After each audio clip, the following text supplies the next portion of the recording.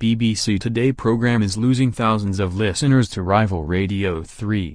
It is bad news for the Today programme, listeners appear to be tired of. Bad news. The BBC Radio 4 show is losing thousands of listeners because of its coverage of depressing current affairs, claims the host of a rival show on Radio 3.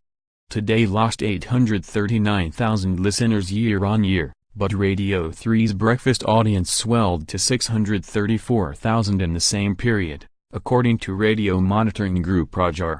Breakfast presenter Petrok Chalani claims his show is attracting listeners who can no longer face the difficult and bleak news offered on Radio 4.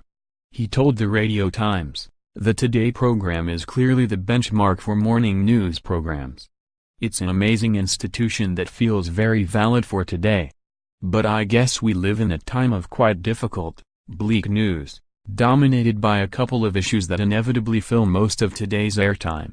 I suppose people are thinking, I can't face quite as much of it. I think people have found they can come to us and we'll offer a bit of a sanctuary." Author Linda Grant said she had made the swap herself, adding that Chalani was friendly, knowledgeable and, above all, enthusiastic for the world he is part of.